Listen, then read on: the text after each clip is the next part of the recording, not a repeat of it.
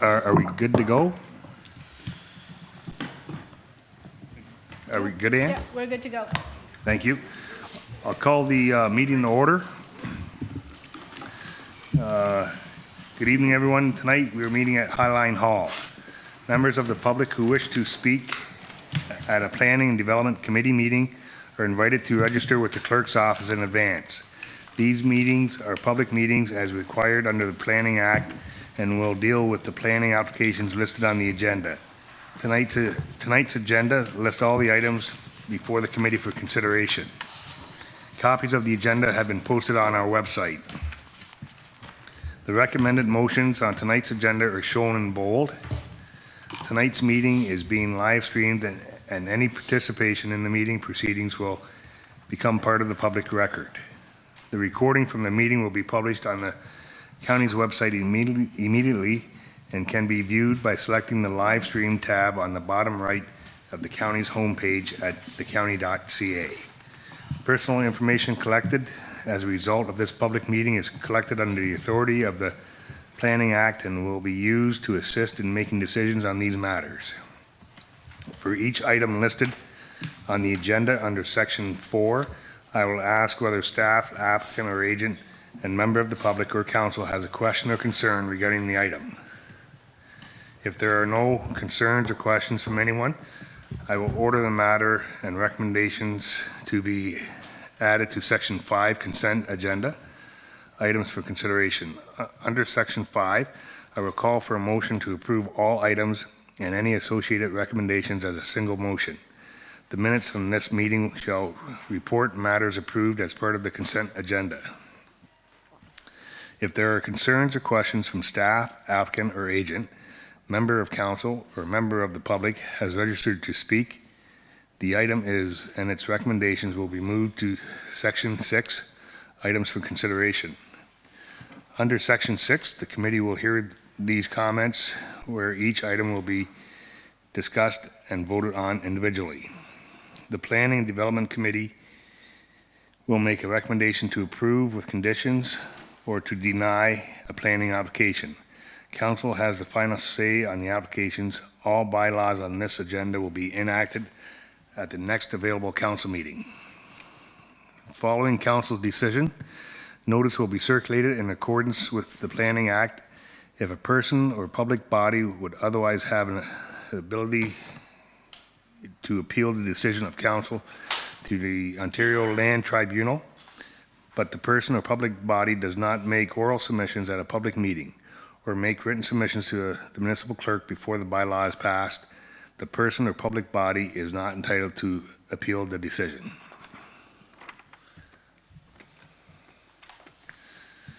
So can I have a motion to confirm the agenda?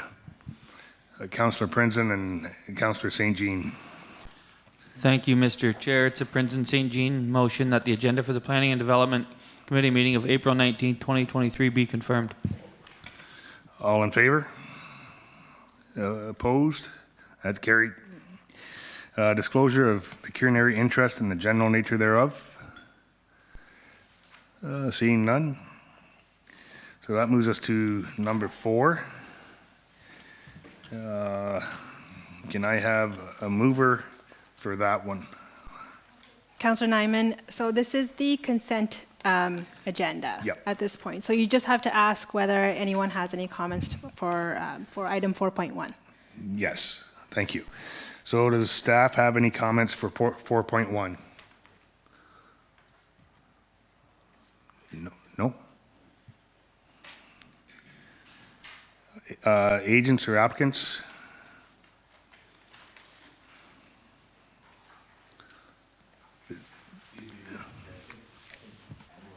Wanted to say something. It looked like she wanted to. Oh, okay. Just give me a second. Go ahead, Emily. Through the chair, can everyone hear me? Yep. Okay, just through the chair, nothing to add. Okay, thank you. I guess you're the applicant? Yes, Kelsey Miller is my name. Okay. So I have a couple quick questions. Okay. Just wait. We can. sorry. We'll move that to number 5. or number 6. We'll move this item to number 6. This is just for consent, so if nobody has any questions or anything, then we'll vote on it. But if there's questions, then we'll move it to number 6 and we'll speak to it then. Okay, thanks.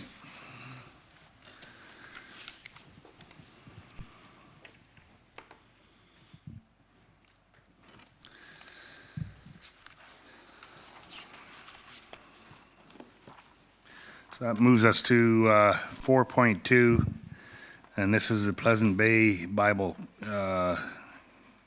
Conference, Inc. So is there, staff have anything to add? Through the chair, I have nothing to add, but would note that the agent reached out to me shortly before the meeting to say that they could not attend, but were in agreement with staff recommendations. Okay, thank you. So then I'll take that as the applicant or the agent part of it. Members of the public, any member of the public want this pulled? No? Any member of the committee? Nope. Okay, that moves us to 4.3.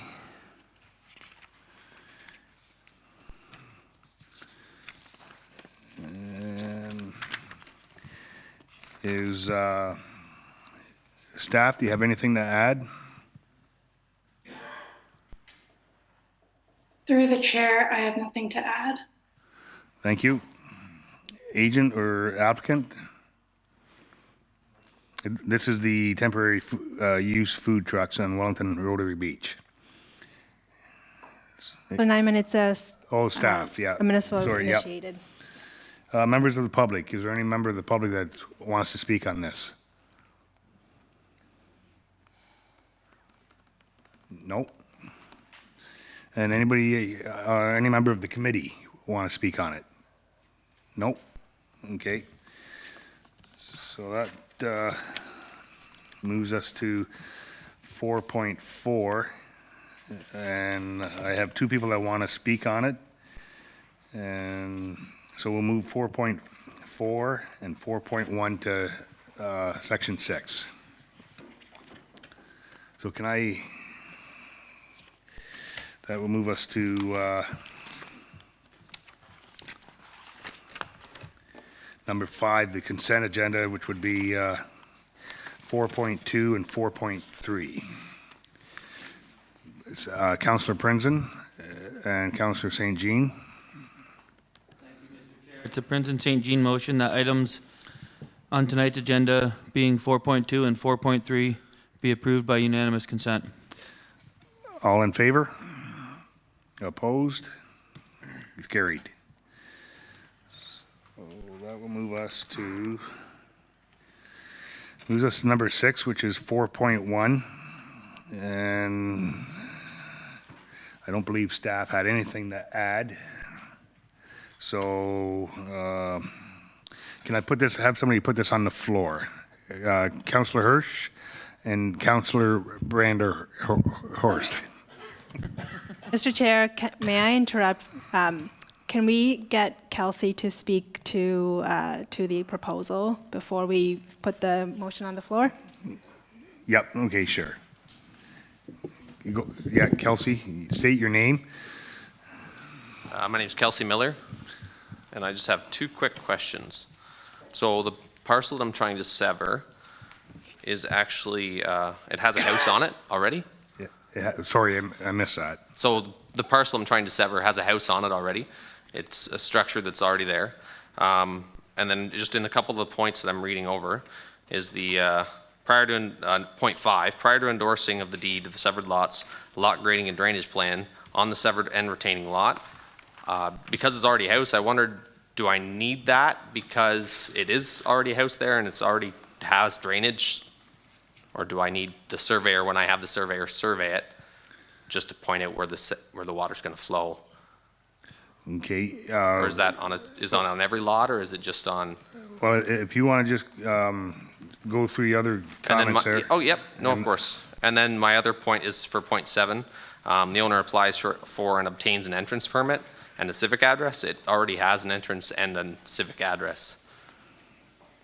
So I wondered if those still apply, Okay, we can, or if they need, or if it could be removed from my. I'm more curious than anything. I want to kind of cross my T's and dot my I's. yeah, we can let staff answer those. Okay, thank you. I think it's Emily that's going to answer them.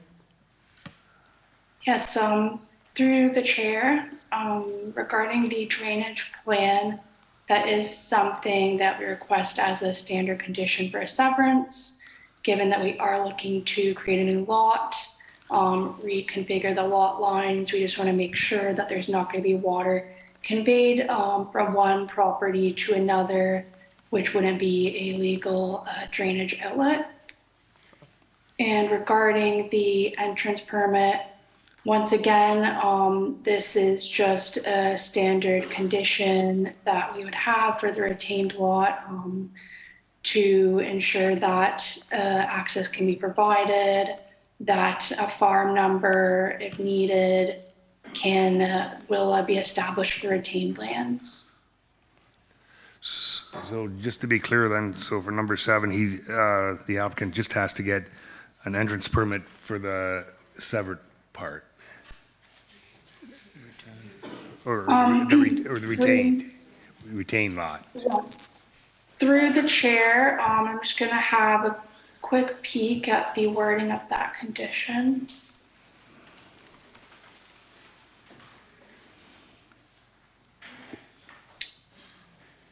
To the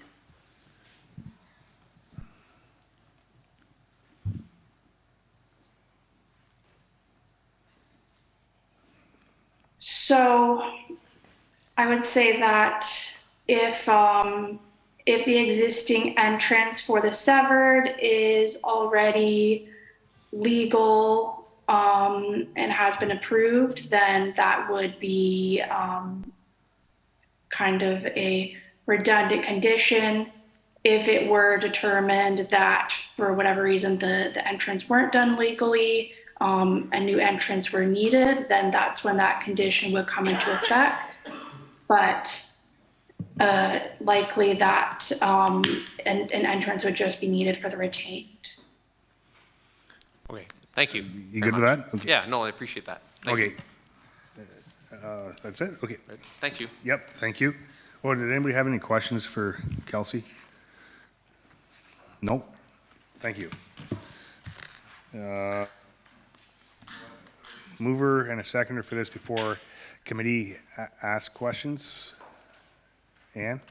Yes. Yep. So Councillor Hirsch and Councillor Branderhorst.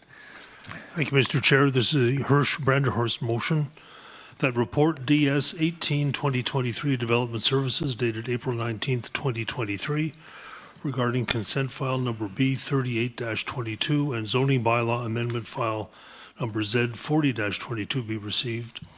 That consent file number B3822 for lands located at 477 Walmsley Road in the ward of South Marysburgh be approved, subject to the following conditions, those being conditions 1 through 13,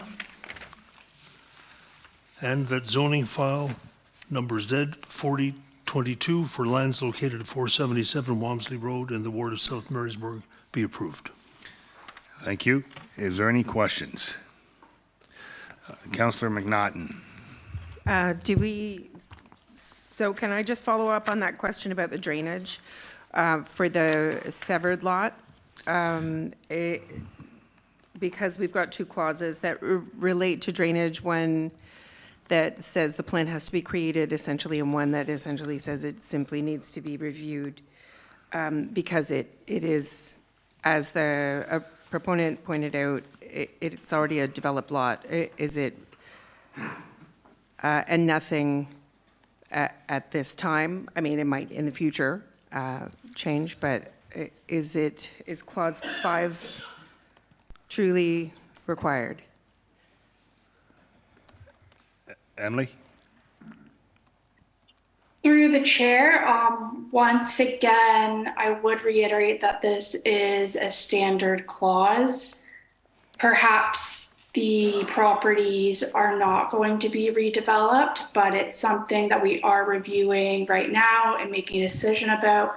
So we do want to do our due diligence and make sure that there isn't water being conveyed across lot lines, which is an opportunity for conflict and not a legal drainage outlet.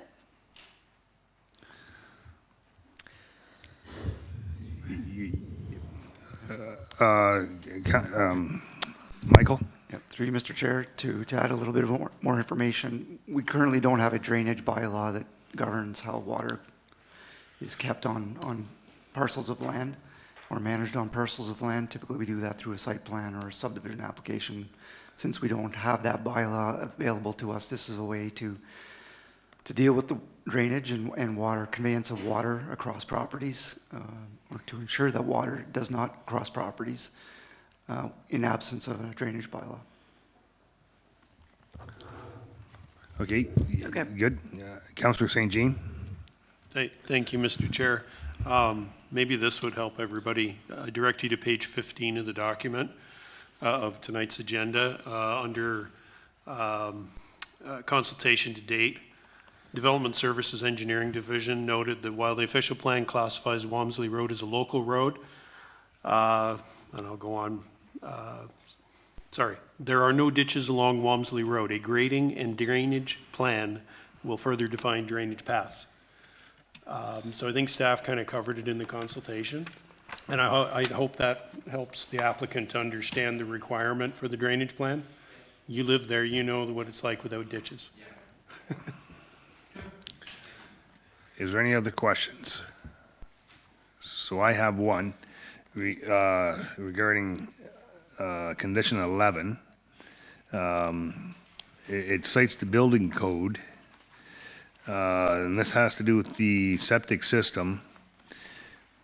It's my understanding that the building code is not retroactive.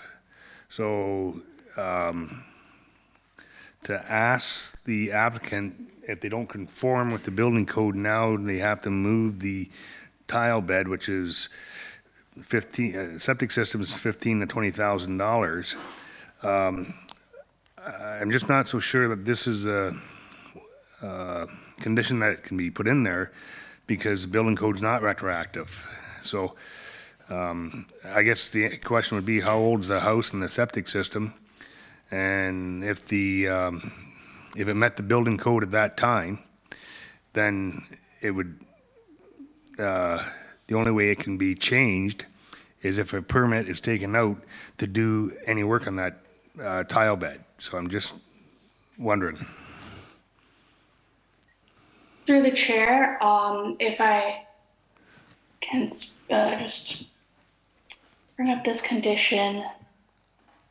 It is worded in a way such that the septic record will just look at the septic in relation to lot lines and make sure that setbacks are sufficient, given that we are creating a new lot and in effect redrawing lot lines. So if there's other deficiencies with the septic, that's not something that would be required to be dealt with through this application. And really, that type of septic record could be as simple as just a surveyor providing like a survey to show the septic and confirm that it is adequately located in relation to lot lines, which we are under the impression it is based on a site plan that the applicant has drawn. Thank you for that, but also in the report, so if you go into the report, a little deeper, it says in the report that if it doesn't conform, then the applicant will have to move that septic system. So I just want to be clear. I guess I need to know what we're asking here. Through the chair, the reason for that condition is that in creating two lots in the existing land holding, we want to ensure that we're not creating a liability where an existing septic system could be right next to the lot line and wastewater could be conveyed onto a neighboring property. So the purpose is just to ensure that the septic, and all the discharge is contained within the property with the dwelling. Yeah, I understand that, but the problem that I'm having is if it's a foot too close, we're gonna ask the applicant to move that tile bed. And I see Michael has his hand up. Again, through you, Mr. Chair, to clarify, we're looking at lines on a plan right now. It hasn't been surveyed. Once we get the lot record or septic record, we'll know where that septic system is, and then applying the building code setbacks, then the owner through the surveyor can provide a lot fabric and lot lines that will ensure that the septic system is wholly on the, in this case, the severed lot. If for some reason that couldn't be done, I don't know what the reason might be, but if it could not be done, then the owner might have to move the septic system in order to create the lot.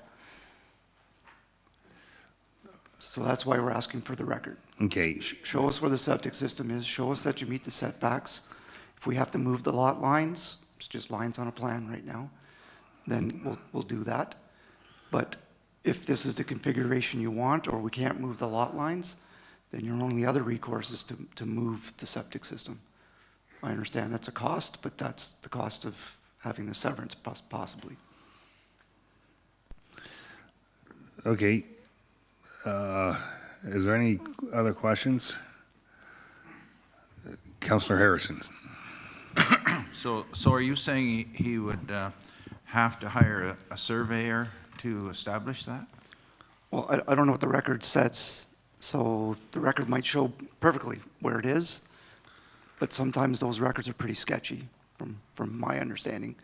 In years of dealing with them, they don't give you a whole lot of information sometimes, so sometimes the surveyor will have to go out and sort of stake them in the ground and then measure, make sure whatever setback is required under the OBC, that it conforms to the OBC. So I guess the big question is, when was the house established that's there? Because there probably are records if it's fairly recent, or is it a 100-year-old house? I have no idea. Through the chair, if I may jump in, the applicant has provided a hand-drawn site plan showing the location of the septic, which appears to be located far from the lot lines so that it would not pose a building code concern. This is really just a condition to absolve the county of any liability in case that were not to be the case, but we have no reason to believe that this is going to be an issue. Okay, thank you. Okay, no other questions? Okay, so I'll call the vote. All in favor? Opposed? And that carries.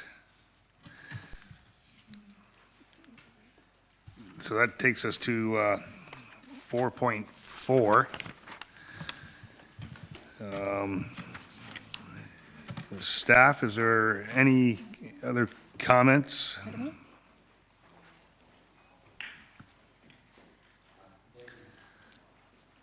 Through the chair, just a couple of quick amendments, and my apologies for the late amendments. There are two.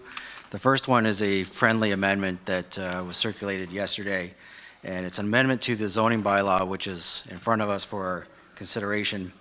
And it looks further into the parking standards that are going to be required for the two apartment buildings that are being proposed here, and reduces the parking standard from 1.5 spaces per unit down to 1.25 spaces per unit. It will allow the applicant to get a few more units within the site, and it's in compliance with some of the recent developments that we've approved here over the last couple of years. The second item is correspondence that we received from a member of the public, and I did circulate that late this afternoon. So based on that, there are some items that probably need to be addressed, and hopefully the applicant is here and can speak to that a little bit more.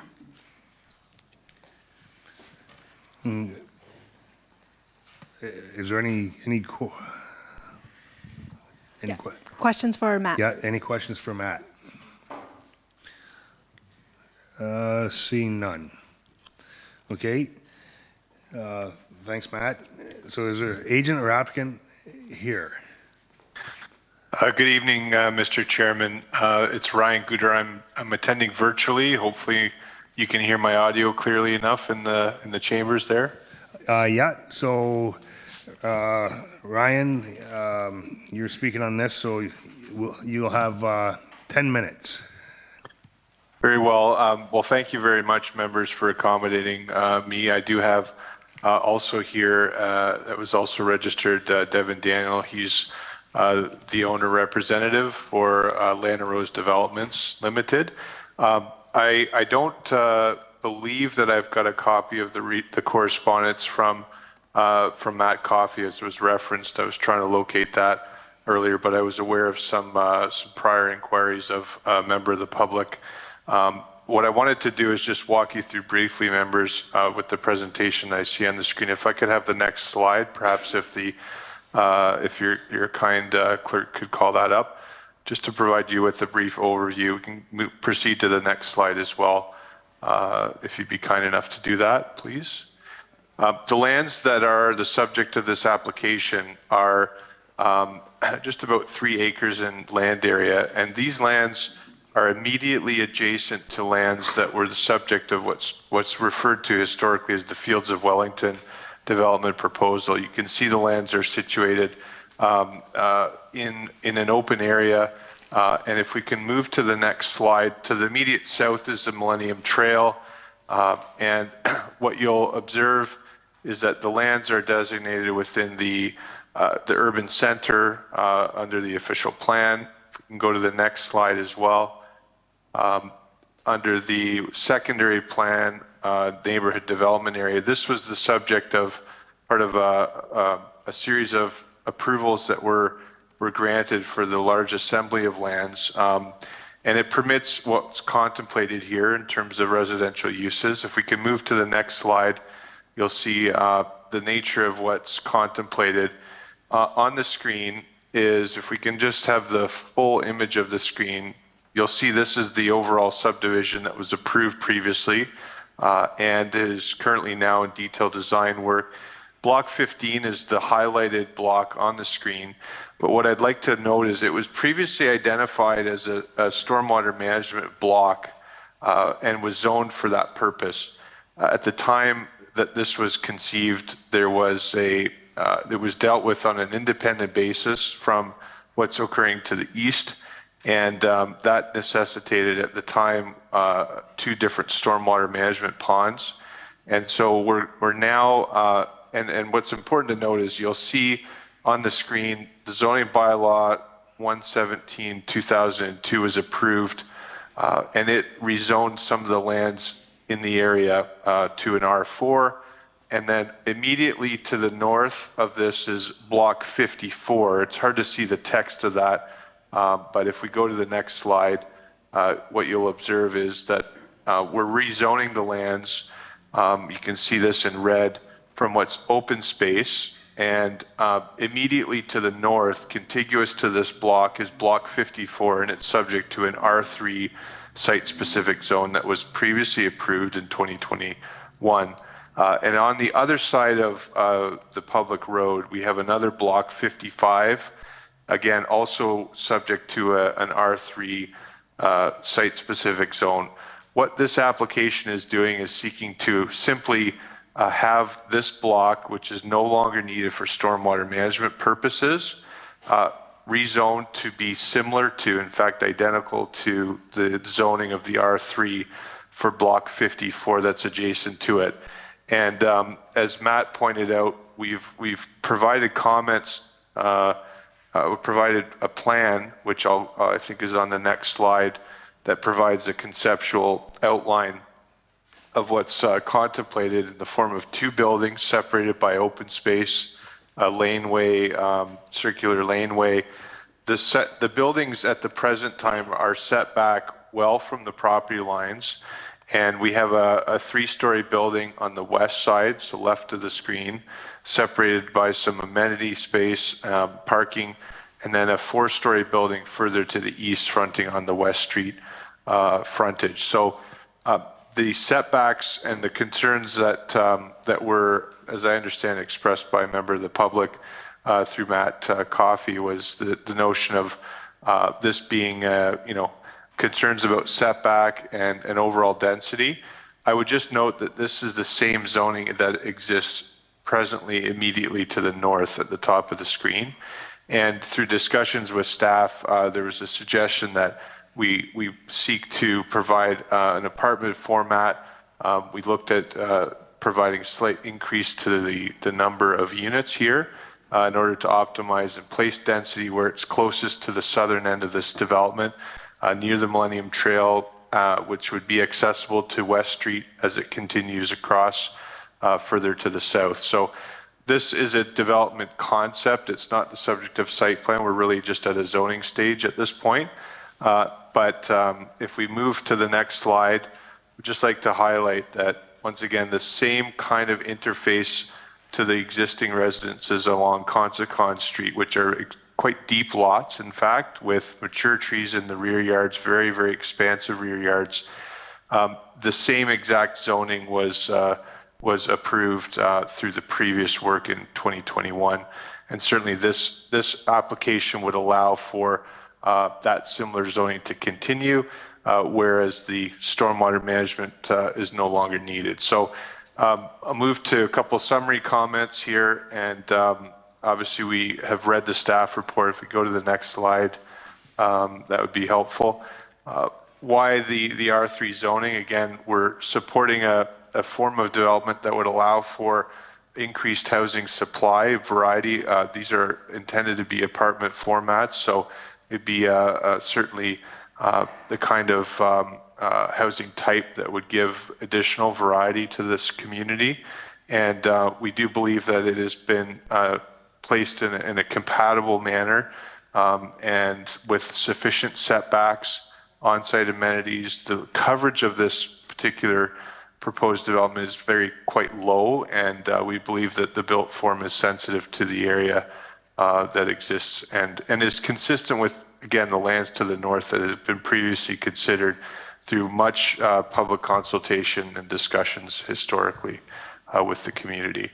And again, the main purpose of the application, as I say, is that we don't require the stormwater management. We've actually consolidated those facilities and into a far better design.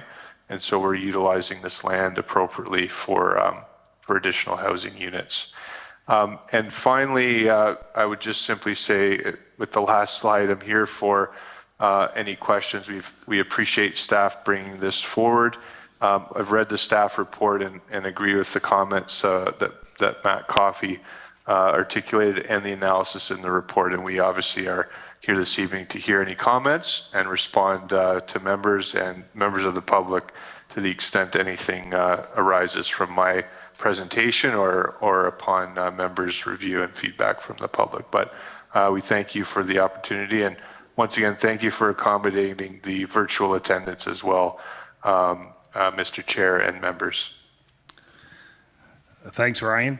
You mentioned Devin. I just wanted to make sure you got like 2 minutes left. Did Devin, was he going to speak too? Devin, did you want to speak in the last 2 minutes? I think I took all of his time, but Devin, thank you, Mr. Chair. Thank you, Mr. Chair. No, Ryan did a great job with the presentation. I'm here to answer any questions if they come up, and yeah, thanks. Okay, thank you. So is there any questions from the committee? Councillor Maynard? Thank you, Mr. Chair. Thank you for the overview. Just sort of curious, are these, when you talk about apartments, are these rental apartments or condominium owned apartments? Through you, Mr. Chair, to Councillor Maynard. At the present time, we're dealing with strictly the unit type, not the tenure. It's not clear yet whether they would be rental or condominium. That's to be determined, but certainly we're dealing at the zoning stage with the use permissions that would allow apartment format, which is essentially single corridor design with with a multi-level composition. So it doesn't really deal with tenure, and that is to be determined. Okay, thank you. Yes, I knew that was likely the case, but I just was hoping maybe to encourage some rentals in there. And I would like to say thank you for trying to get some more density and to limit our urban sprawl. Councillor St. Jean. Thank you, Mr. Chair. Thank you, Ryan, for your presentation. So I do have a couple of questions, but they're all related to the use on the lot. And thank you for clarifying that matter about the type of use versus being more specific.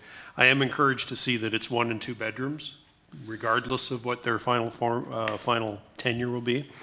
And I'm also encouraged to see that the 1.25 parking spaces. I think given the fact that this is very close to the downtown of Wellington, really hits that 15-minute community thing well. Actually, the entire development does in that, for that matter. And certainly incorporating or suggesting that you'll incorporate bicycle parking. But my biggest question has to do with EV chargers. As we see more and more of these higher density developments happening, and we know that's where our world is going, 20% of the vehicles on the road right now are electric vehicles, and we're going to see a very large increase in that here in our community. We're a little bit slow off the mark, as we all know, but it's happening. So my question is, when you start building, are you going to incorporate EV charging stations at these, I'll call them apartment blocks? Great question through you, Mr. Chair, to Councillor St. John. I think that's, appreciate your comments. I think we haven't developed towards site planning just yet. That's a ways down the line. And of course, all I would say is there isn't a direct commitment to that, but we're certainly aware of the tendency and the direction things are going. So obviously Devin is here to listen in on that comment, and I'm sure that that's something we'll be considering as part of the site planning and the building design. I mean, we want this housing product to serve the trends that are occurring in automobile use and driver preferences. So that's definitely a consideration on all projects, and I think we'll be taking that back. So I appreciate the comment.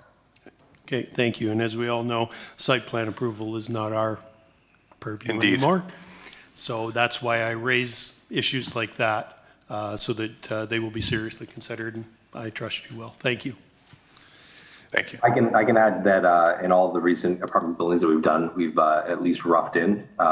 We're seeing this trend come up for sure, and the types of chargers that are coming out are changing in the marketplace regularly. So yeah, the market demands it, and it's the future. So we're any recent site plan, we've put some of that in there. So yeah. Thank you. Any other questions? We're just doing committee to the agents here right now. Comments from the audience will be right after this. Councillor Brainy.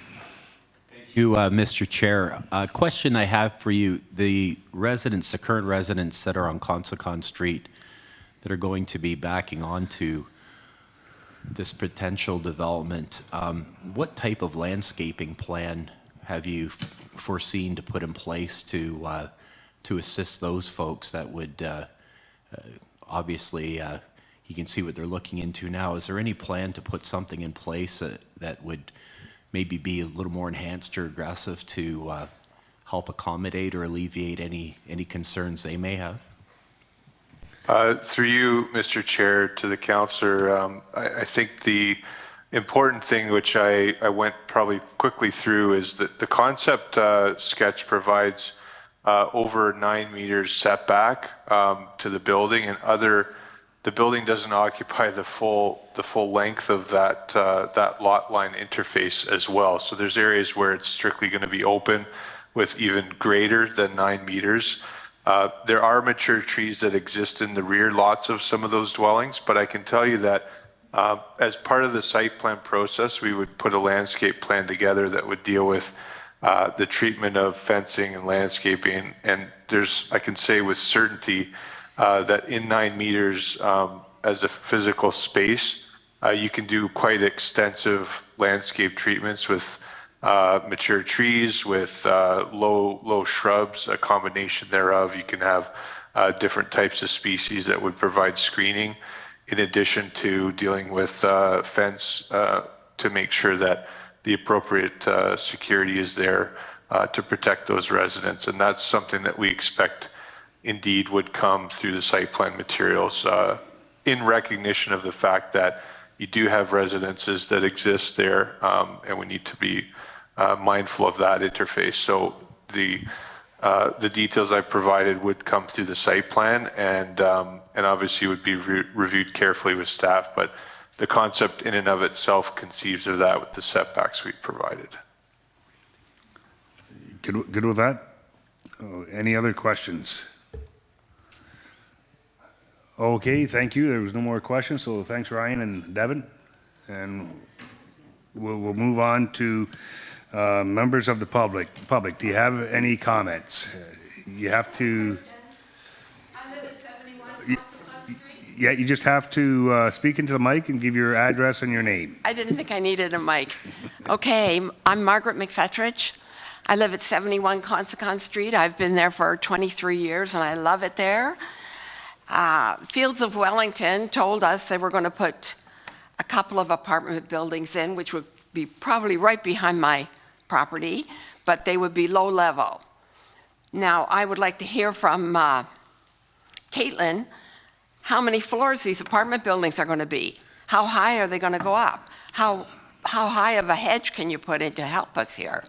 So I just want to clarify, so will staff be writing these questions down, or, and then staff will be, will you be making contact with a member of the public, or how will they get the answers? Mr. Chair, if I could jump in. So this is the point where Margaret could provide her comments, and Matt, I think is writing the questions down, so he'll be able to answer those questions when it's time for you to ask the questions. Okay. Yes. So you'll get your answer later in about 5 minutes. Terrific. Thank you. Thank you. Is there anybody else would like to speak on this file in the audience? Seeing none? Okay. So that means committees. So can I have a motion to put this on the floor? Councillor Engersdorfer and Branderhorst.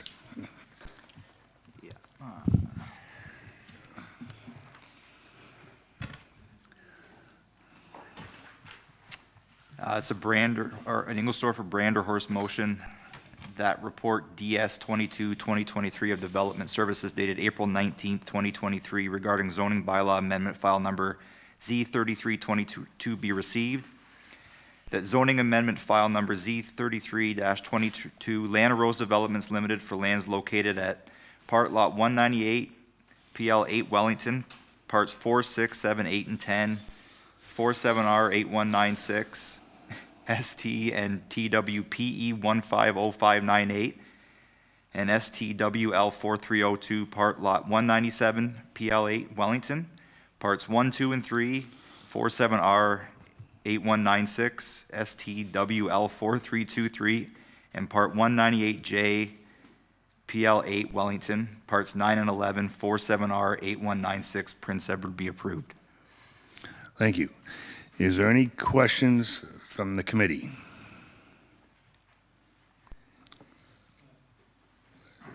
Councillor Harrison. Okay. The lady's question there on the height of the buildings, I think was answered in the presentation, was it not? Well, maybe we can have Matt come up and speak to it. That'd be great. I just think that she'd like an answer. Yeah. Thank you, through the chair. So the building that is closest to Consacon Street would be 3 stories in height, and the building farthest away would be 4 stories in height. Thank you. Thank you. Is there any other questions? Councillor Maynard. Thank you. Well, I appreciate what their concepts are. So we've got a concept. We don't, they could be rentals, they could be condos. There's a concept on the whether they're 1 or 2 bedroom, maybe EV chargers, and then concepts on landscape screening. So my question to staff is, considering the recent changes imposed upon us by the provincial government, that this council will not see the site plan and will not have input into any changes that we'd like to see on site plan, how do we, can you explain to me what powers you have as staff to ensure that these concerns are addressed? Matt? If any. Well, through the chair, we have powers under, I believe, Section 41 of the Planning Act, which requires applicants to meet minimum requirements for a site plan application.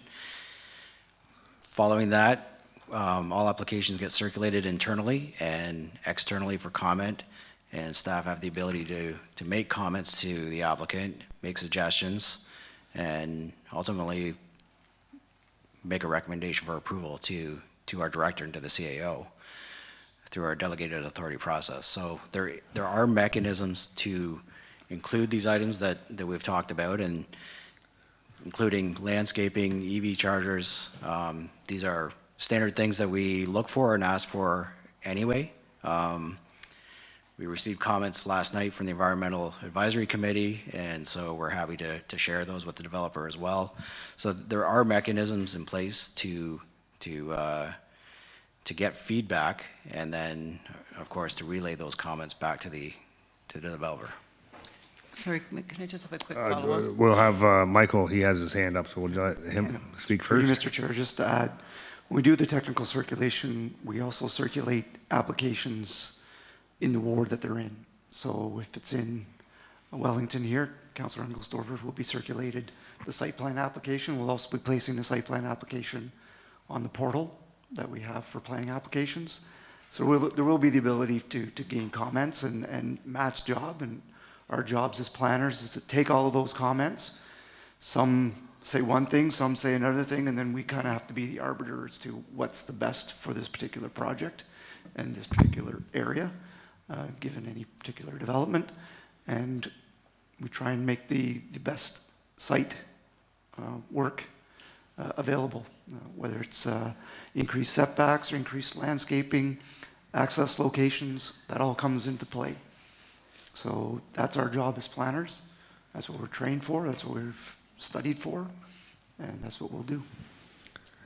You want a quick follow-up? Yep. Yeah, and I appreciate that, and I do trust staff to their due diligence. I think my question was more about, because we won't see it back as council, but to ensure, and to let people have some confidence that that the recommendations or the suggestions that you make to the applicant will be, that you can uphold those,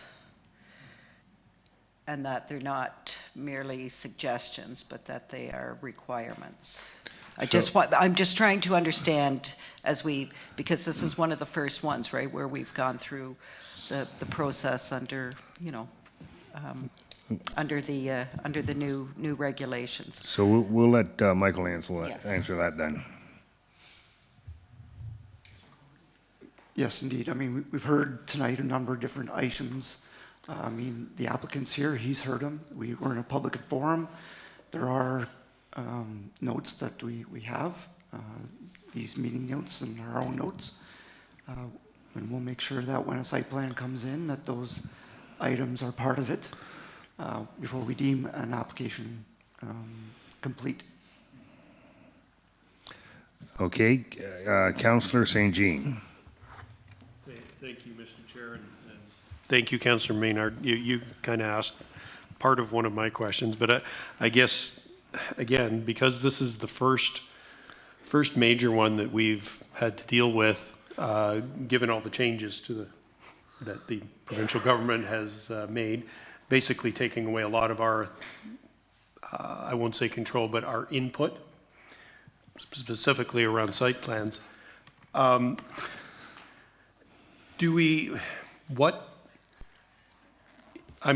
trying to best explain this. So if a developer comes to us and says, we're planning to do the following, and you've heard all of this input from, a few councillors and the public,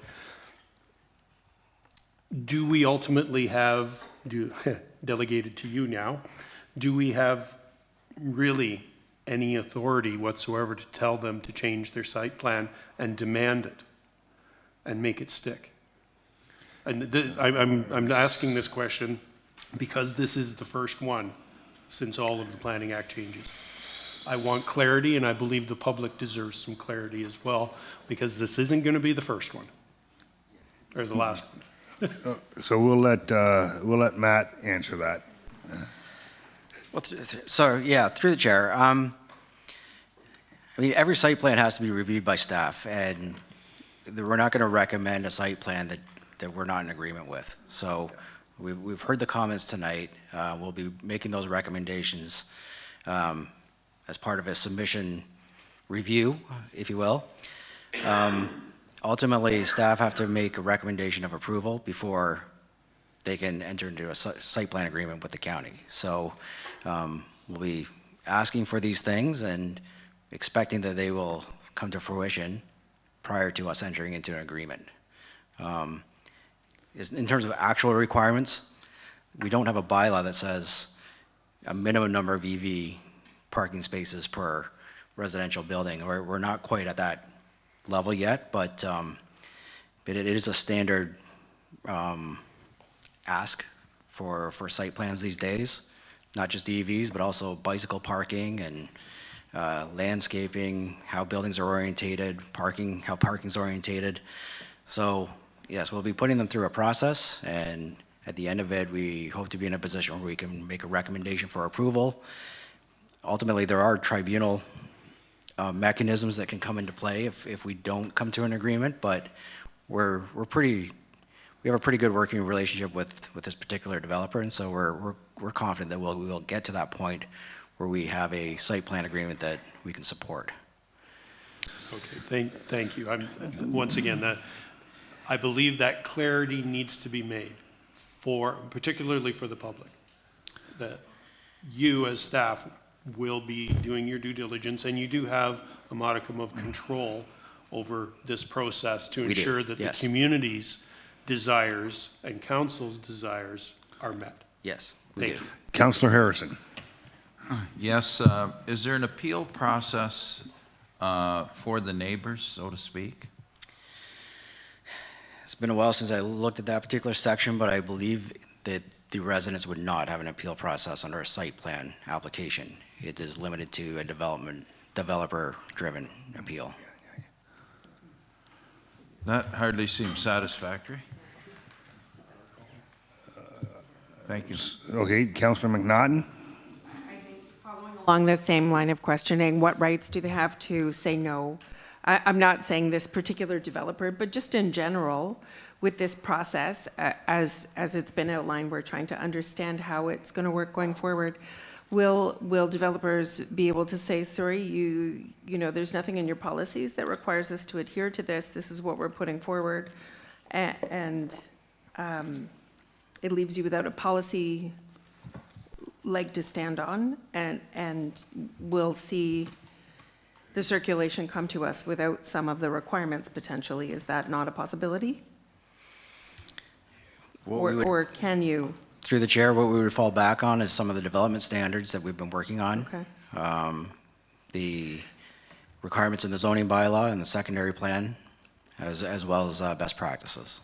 So now what about, so what's the capacity for council at this time within its purview?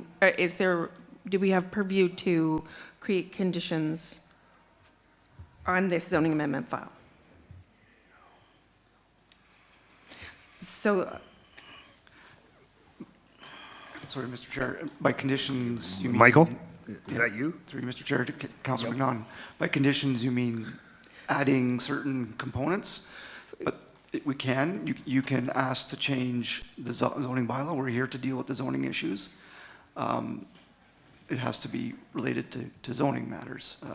You know, can't add in, you got to plant 18 marigold trees or something like that. I mean, it can't be that specific. That's a site planning. But talking about adequate buffering. Absolutely. Or adequate plantings to provide buffering, for example. So looking to have some conditions attached to the zoning amendment, like the few that we heard, is probably our only way to impact site plan in any concrete way. Yeah. Okay. What might help is maybe, Matt, if you want to go through some of the standards in the existing zone or the proposed zone. Do you know them off by heart by any means? The zoning bylaw that's being presented is limited to setbacks, height, parking, items that relate back to the parent zone, the R3 zone itself, standards for apartments, townhouses, things that you'd find in the R3 zone itself. The amending bylaw that's in front of us really only deals with permitted uses and the parking rate. Okay, that takes us to Councillor Engelsdorfer. Thank you, Mr. Chair. And it's not a question, but just more of a comment. I hope that when the time comes, and maybe even before we get to site plan stage, that Devin and Ryan and Caitlin Group as a whole kind of stays true to their word and they engage the local community. I think it's important that this development fits with the village and residents feel that they're heard and that they have a part in building this community. So, you know, not direction, but maybe a little bit of direction, but, you know, please engage with the community. Come to the village and have open houses, share the plans so that it's not a surprise. And I think that will go a long way. Okay, thank you. Councillor Pennell. Yeah, under the latest legislation coming down, we used to have when push comes to shove, but unfortunately under a lot of the new laws, I think it's going to be pulled in one direction or the other. But having said that, I think it's important that people such as the lady that spoke tonight, once again, put in writing your concerns. And as this information comes up, not only within our staff, but with the developers as well, perhaps as much as possible, we can work in unison to get something that keeps everybody happy. Because that is the end result, I'm certain, from the Caitlin Group at all. So I would ask if you have concern, get them in writing, put them in. Thank you. Thank you. Is there any other questions? Councillor Brainy. Thank you, Mr. Chair.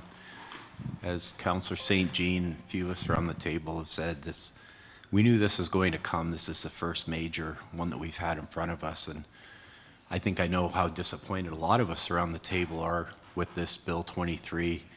It's, as far as I'm concerned, it's a dictatorship bill that really takes our powers away to try to facilitate scenarios within our community.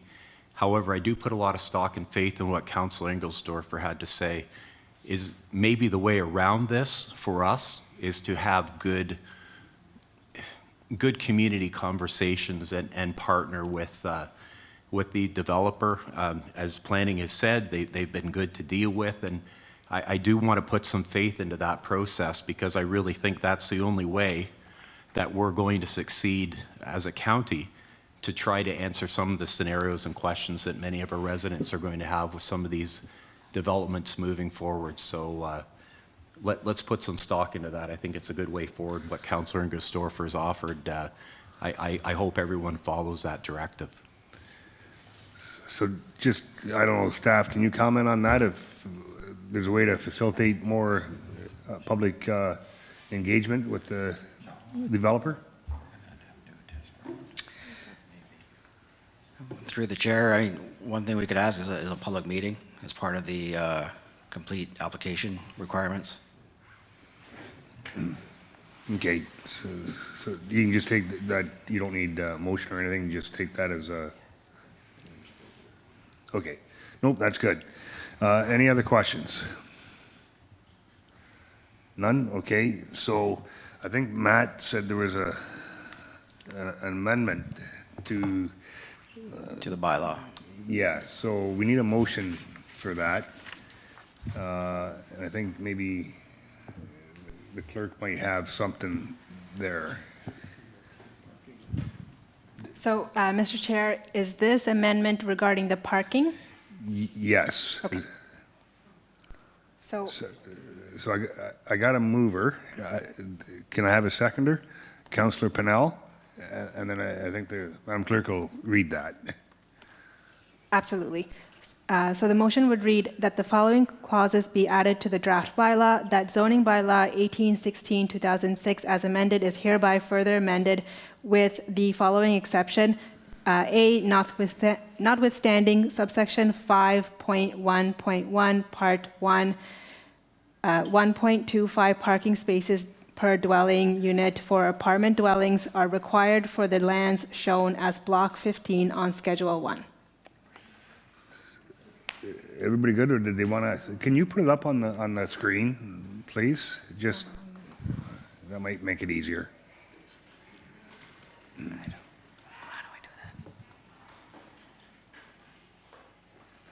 Yeah.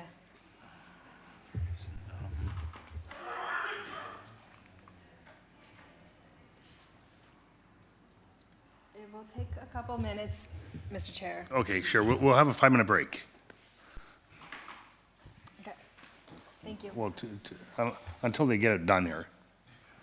So we'll give 5 minutes or sooner.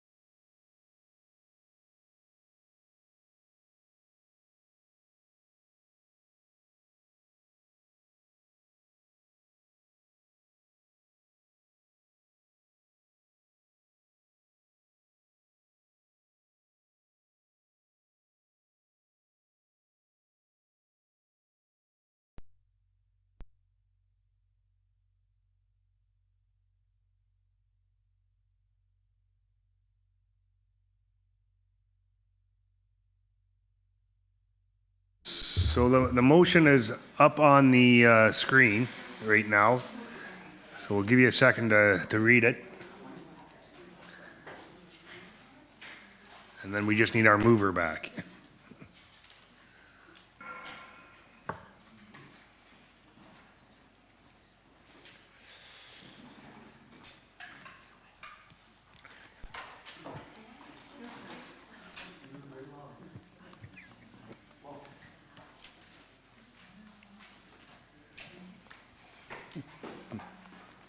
Yeah.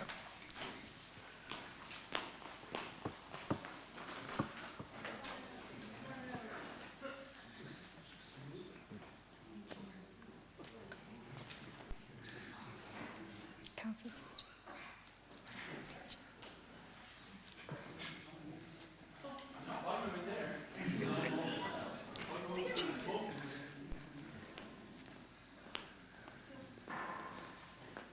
The mics are off.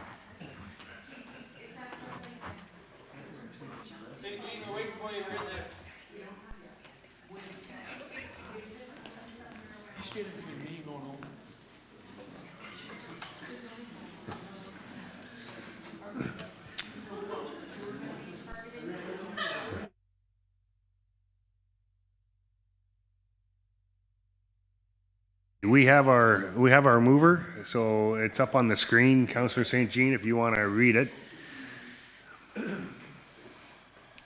Okay. Thank you, Mr. Chair. It's St. Jean Pennell motion that the following clauses be added to the draft bylaw. That zoning bylaw 1816-2006 as amended is hereby further amended with the following exception. A, notwithstanding subsection 5.1.1 part I, 1.125 parking spaces per dwelling unit.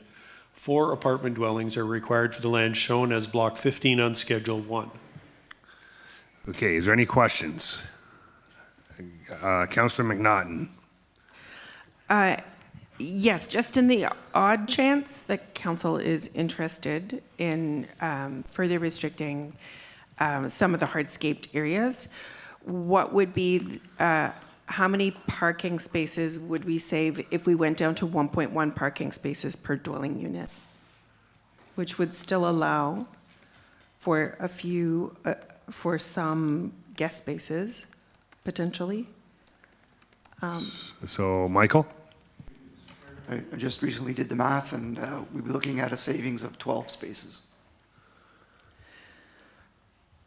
And so a total of how many spaces per, how many spaces then in total? 1.1 times 50 would be. 104 Depends on times your 1.1. So it'll be 115. 15, okay.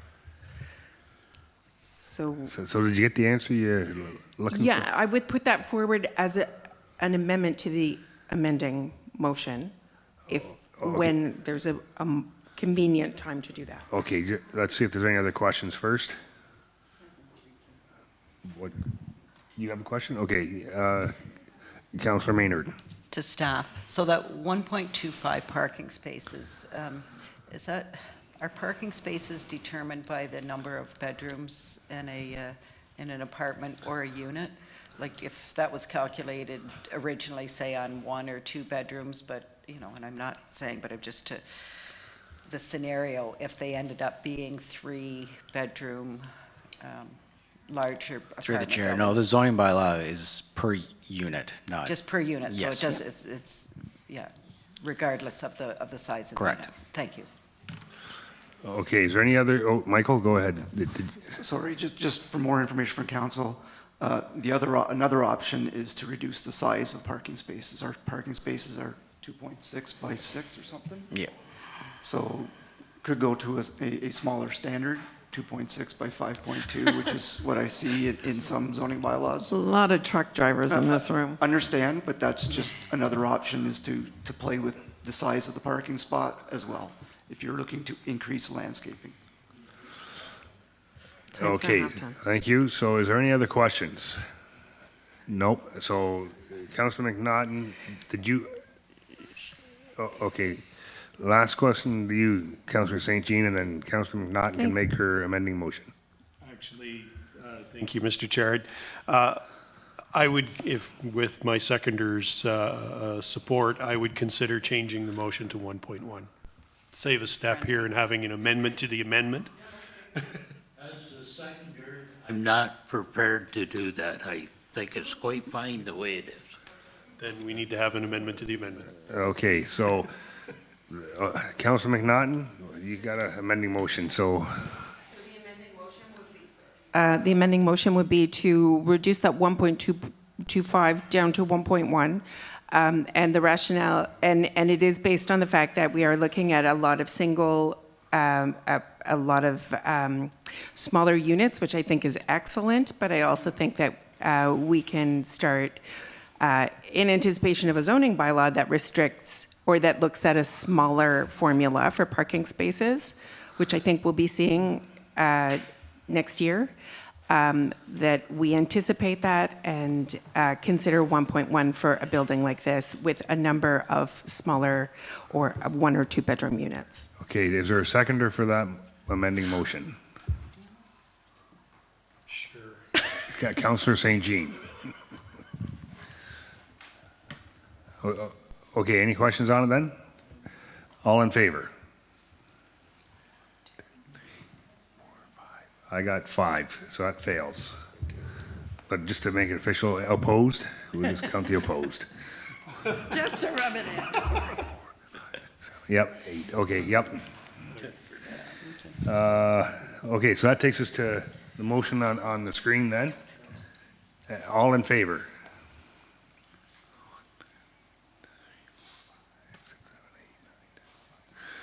Okay, that passes. So that takes us to item 7, adjournment. No, Oh, yeah. the main motion as amended. Yes, sorry. The main motion as amended. All in favor? Opposed? And that carries. And that takes us to adjournment. Branderhorst and Maynard. Branderhorst Maynard motion that the meeting be adjourned at 8:13 p.m. All in favor? Thank you.